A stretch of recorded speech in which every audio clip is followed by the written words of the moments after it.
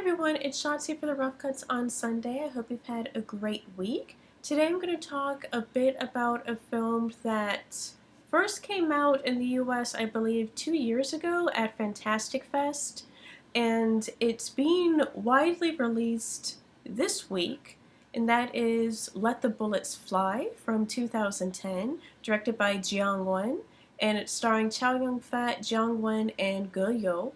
This one was kind of hard to describe. It's comical, yes, it also definitely has a message. The premise of this story is that you have this notorious bandit who's played by Jiang, and he is about to derail a train trying to get all of the money that's on board.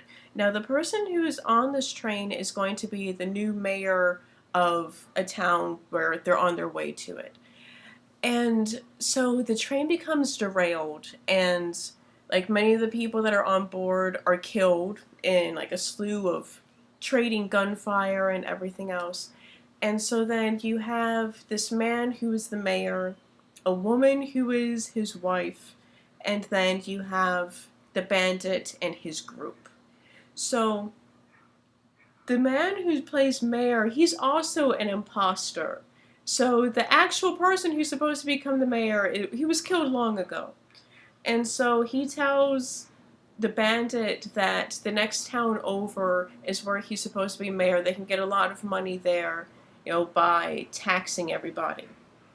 And so everything that takes place in this film is a farce. You don't really know who is who or what is what, and everyone seems to be corrupt. However, when you go into this next town, it's basically run by a nobleman who's played by Chow Yun-fat, and he is just pure evil, and everyone that's working for him is just as bad and just as corrupt.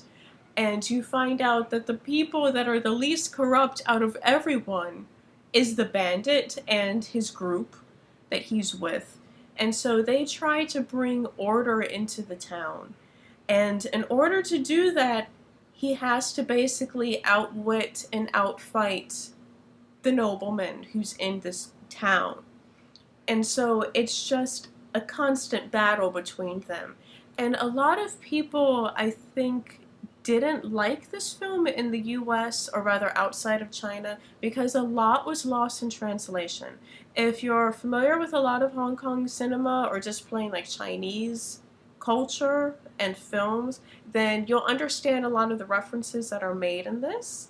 However, if you're not, then you might get really lost in the story and think that a lot of the movie is just stupid and ridiculous, but it's actually very witty and clever. And unfortunately, a lot does get lost in translation. But this is a very dialogue-driven film. A lot of people thought it was too long. It's, I think, just a bit above 2 hours long. It moves very quickly, but people who aren't enjoying it, they'll think that's very, very long. However, it is a pretty fast-paced film, and everything that's in it has a purpose to being in there for the entire story. So I recommend seeing this film. If you're a fan of Hong Kong cinema, I think you'll really enjoy it. This was actually the highest grossing movie ever domestically shown in China. It, blew Avatar out of the water as far as production, or as far as how many tickets were sold to go see it in that country, and nothing has touched it. There is a Let the Bullets Fly 2 that is going to be coming out. I'm not sure when, and I'm not exactly positive who's going to be in that. I don't want to give anything away, but some of the people that were in this one aren't going to be in the sequel, so who knows how that's going to be. I think they should just kind of leave it alone. But definitely go check out this film. This is part of, I think it's like Go USA, or Well Go, no, Well Go USA is the company that is bringing a lot of these titles to the US. And as long as they keep doing well, they'll keep showing more titles, more screenings throughout the country, and it won't just be like a special screening here and there, such as the one I saw in Austin.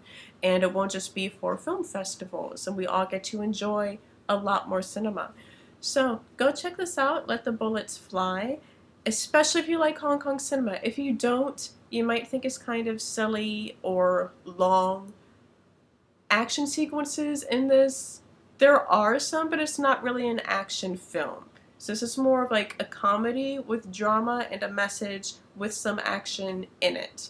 But you're not going to be blown away by like any fighting scenes. And there's a lot of guns. There's a lot of. This is not Adam safe. There's a lot of content in here that is definitely not Adam safe. So yeah, be careful if you don't like guts, literally, or blood.